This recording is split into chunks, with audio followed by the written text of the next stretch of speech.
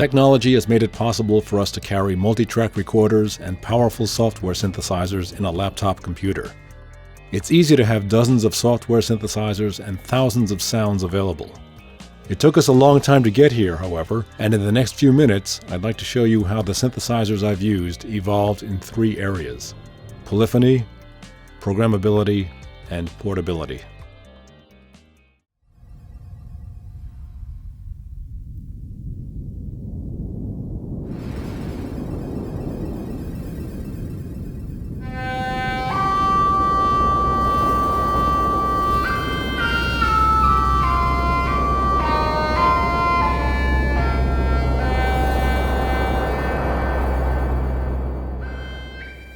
The first synthesizer I worked with was a modular Moog system. This was in 1970, and the music world was still feeling the effects of switched-on Bach. The album released in 1968, featuring the music of J.S. Bach played on a Moog. That album introduced millions of people to tonal electronic music, and the sound of the Moog was like a magnet for me. The keyboard on the Moog was monophonic. It could play only one note at a time. It wasn't touch-sensitive. Any changes in the sound had to be done with your left hand. There were no pitch bend or modulation wheels. The keyboard did have a feature called glide, which made a note slide up or down in pitch to the next note. Another interesting part of the Moog was the sequencer. In 1970, this module cost $1,225. It could be divided into 3 rows of 8 steps. Each row had a separate output. In the music you're hearing now, I used one row to create a percussion track and another row to create a bass line. I recorded this combination onto the first track of a 4-track tape recorder and then added 2 tracks of lead lines with the glide effect.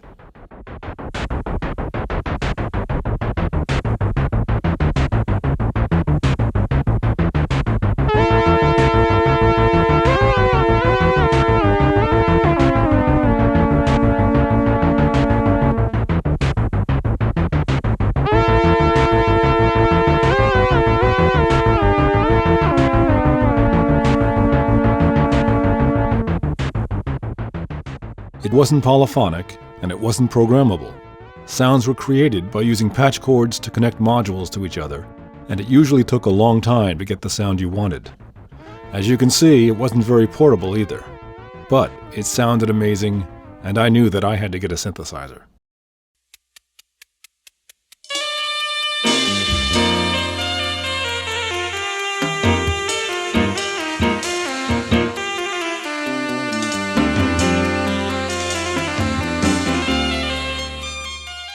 In 1971, the word was spreading about a new portable synthesizer called the ARP 2600.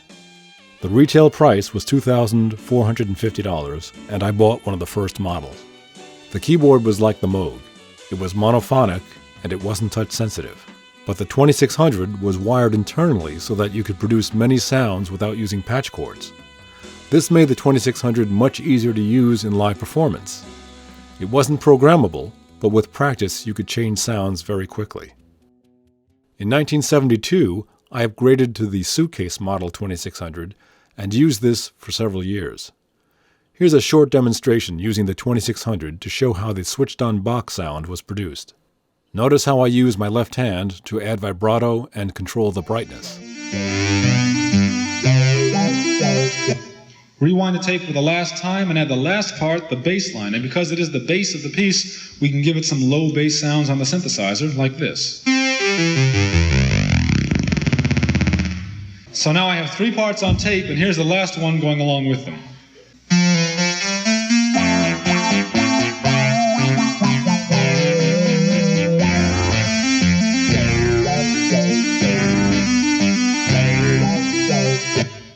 If you remember, I said I recorded the parts at a speed of 3 3/4 inches per second. I'm now going to take this tape and play it back at 7.5 inches per second, exactly twice as fast. And because it is exactly twice as fast, the tempo is going to double.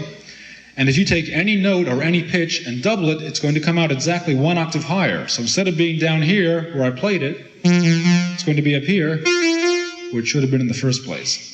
So let's listen now to the prelude, all 4 parts, this time from beginning to end at this new speed. And I think you'll agree it sounds a lot more like that switched-on Bach electronic sound.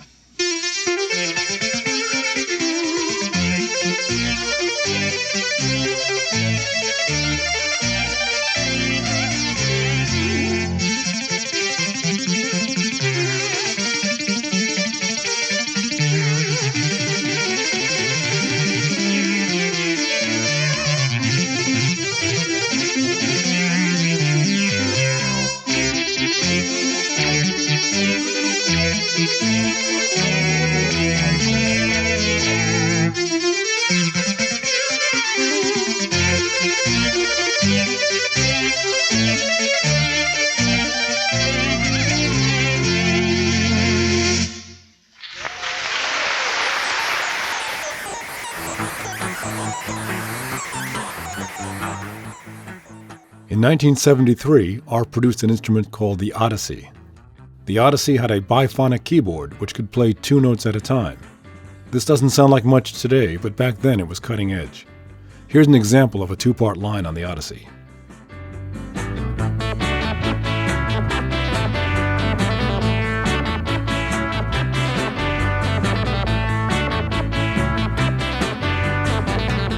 Here's another 2-part line on top of it.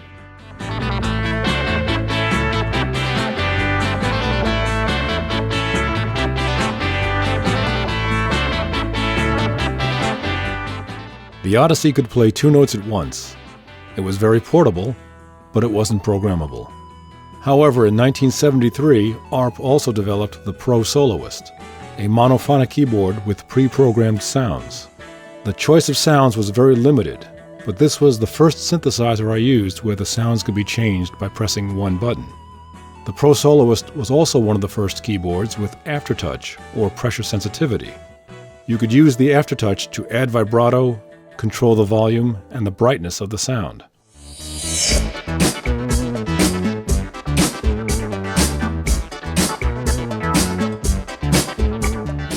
The first polyphonic keyboard I used was the ARP String Ensemble. The String Ensemble appeared in 1974. It retailed for $1,800 and it sounded like this.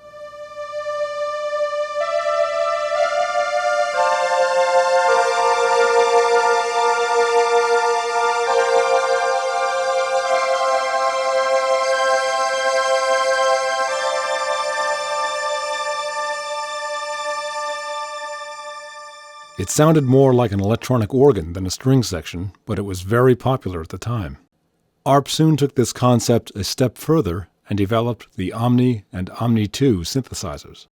Although they weren't true polyphonic synthesizers, they did produce several types of string, brass, and keyboard sounds. I'd been thinking about a synthesizer pedalboard since the early 70s. In 1977, I took the plunge and commissioned ARP to build my first pedalboard. The pedalboard was finished in 1978. It could play 2 notes at once, but it was very heavy. It took 2 people to move it. I performed my first concert with it in January 1979. This was my first setup with the pedalboard. I now had 4 instruments to control: the Omni 2, the Pro DGX, the Odyssey, and the 2600 controlled by the pedalboard. The Omni 2 and the Pro DGX had factory preset sounds, but the Odyssey and the 2600 had to be programmed by hand. Fortunately, in 1979, a company called Sequential Circuits developed the Model 700 programmer. This microprocessor-based device allowed you to store pitch, timbre, and articulation presets for the 2600. It was a great time saver on stage. Instead of trying to move 4 or 5 sliders with my left hand, I could now access the desired sound by pressing one button on the 700. I should point out that when I first thought about a synthesizer pedalboard, the original purpose was to be able to play electronic realizations of Bach's music live. By the late 1970s, however, I was using it to play my own music, but I always included some Bach. Here's an excerpt from a Bach prelude.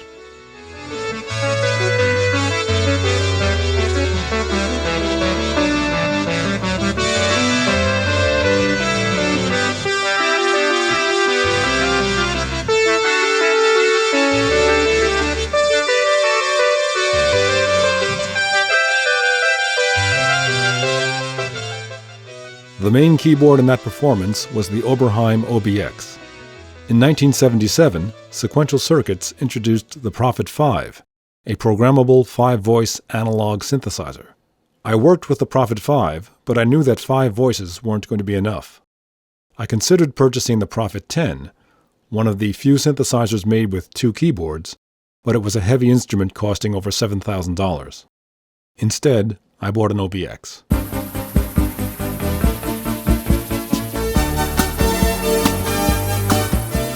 That was the keyboard setup in 1980. I enhanced the setup by using foot pedals and foot switches, sequencers, effects devices, and drum machines. You may have noticed the line of pedals on top of the pedalboard. In order to make the music as expressive as possible, I used foot pedals to control the volume and the timbre of the instruments. I also used foot switches to change sounds and to add sustain. The white box in the setup is the Oberheim DS2, one of the first digital sequencers. In 1973, I paid $900 for the 7th one made. This sequencer stored 72 notes, but only as long as the power stayed on. When you turned it off, everything was erased. Here's an example of how I used it.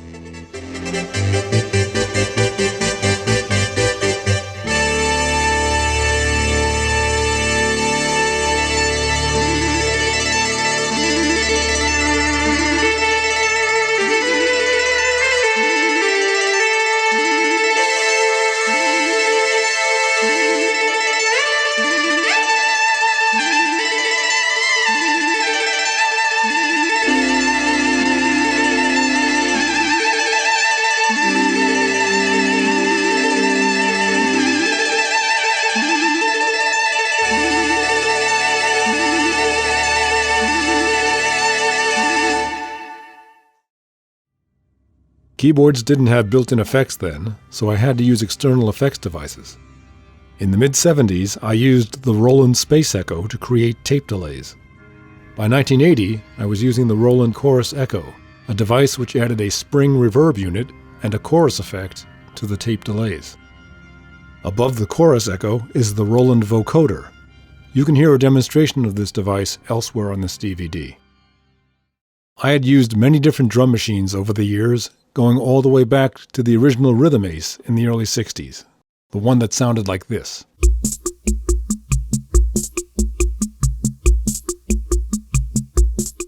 In 1978, I bought my first programmable drum machine, the Roland CR78. When Roland announced the TR-808 Rhythm Composer in 1980, I bought one of the first units. The TR-808 used analog sounds controlled by a microprocessor. Because it was totally programmable, it was now possible to program custom drum parts for each song. In this video, the TR-808 is playing the drum part and triggering synthesizer sounds.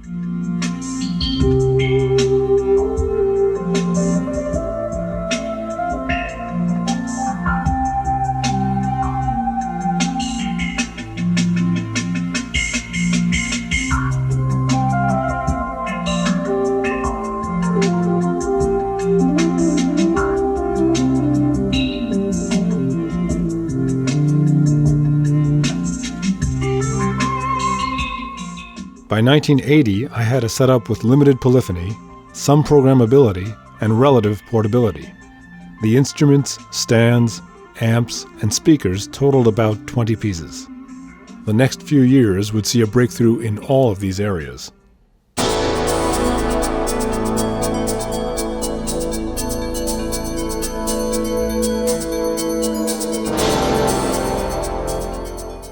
The MIDI standard made its debut in 1983. And in that same year, I commissioned what has been called the world's first MIDI pedalboard. The controller interface had 2 sets of MIDI outputs, as well as analog outputs for connecting to older instruments. It connected to the pedalboard through a 25-pin cable. It was difficult to program, but it was polyphonic and could split the pedalboard into 2 sections, with each section transmitting on a separate MIDI channel.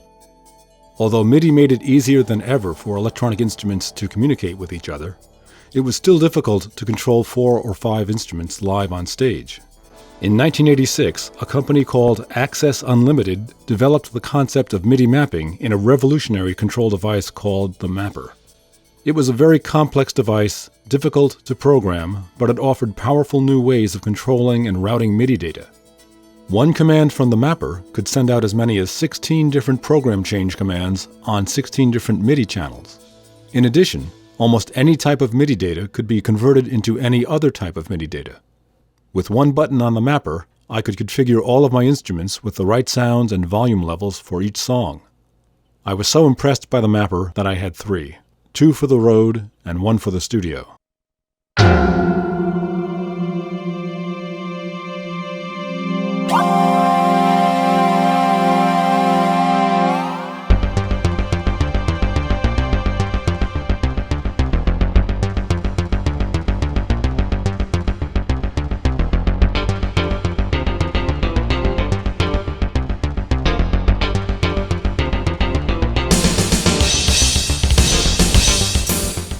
In 1988, Korg announced the M1 Music Workstation. I had worked with a prototype and composed songs for the demo sequence, so I knew that the instrument was going to be popular, but no one knew that it was going to be the world's largest selling music workstation. It had features including a keyboard with velocity sensitivity and aftertouch, 16-voice polyphony, 2 built-in digital effects processors, sampled sounds, and a 7,000-note sequencer. You could set up layers, splits, and velocity crossfades using as many as 8 different sounds on 8 different MIDI channels at the same time. 2 M1s controlled by the mapper opened up a new world of sound. By this time, my setup had been streamlined for maximum portability. The oak pedalboard was replaced by a thinner, lighter pedalboard that could be carried by one person. The 3rd generation pedalboard controller interface was smaller, lighter, and much easier to operate on stage. At this point, I'd like to give you some idea of how things worked in a performance. This is a piece called Wake Up, and it was recorded in 1989. The main synthesizers are 2 M1s, and everything is controlled by the mapper, which you can see in the background. This first map has 2 layered sounds. The first layer is made up of 2 keyboard sounds.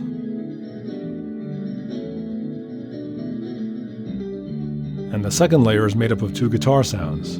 Both layers are controlled by expression pedals, so right now, I bring up the guitar sound, pull back on the piano sound. Bring the piano sound back in, and in the pedal I have a vocal sound on the right foot, timpani in the left foot. Reach up and start the drum sequence on the top M1. Call up another map which will split the keyboard and give me a piano sound in 1 octave, even though I'm playing 2 octaves on the keyboard.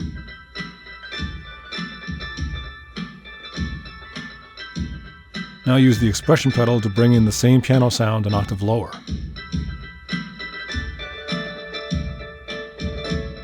The split makes it easy to play those repeated chords. Add a horn-type sound in the pedal. The next map will bring up another split pedalboard effect with bass sounds in the left foot and higher brass sounds in the right foot.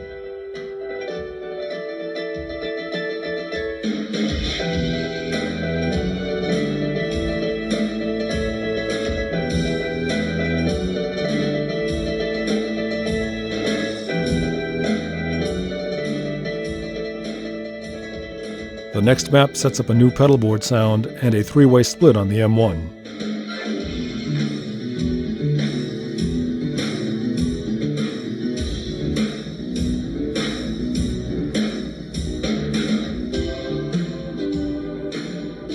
The middle of the keyboard adds a vocal pad, and the top part adds brass.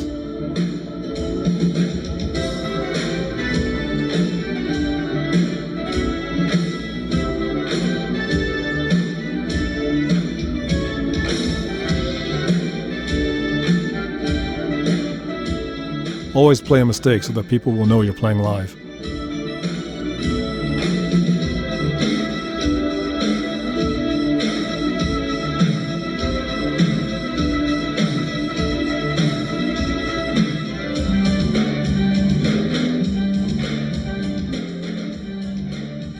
Here comes another map, the layered guitar and keyboard sounds. Pull back on the keyboard again. And bring it back up.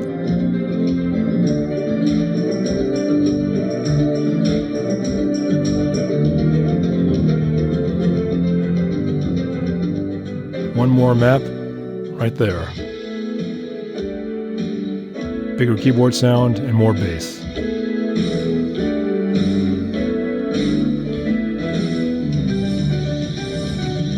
And that'll do it.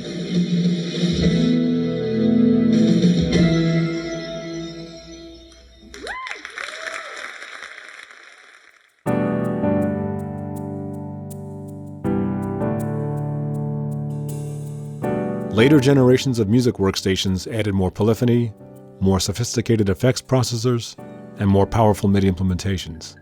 By the early 1990s, I was able to retire my 3 mappers. The 4th generation of my pedalboard had the electronics built into the pedalboard itself. My entire setup, including the stand and the bench, could now be shipped in 5 boxes. The setup had never been smaller or more powerful. It was now possible to do things live that were unthinkable back in 1970. I've included a few live performances in the Extras section on the DVD. Since the pedalboard has been such an important part of my live performances, I want to end this section with a performance of a piece I wrote to showcase the pedalboard's capabilities. It's called Pedal Point.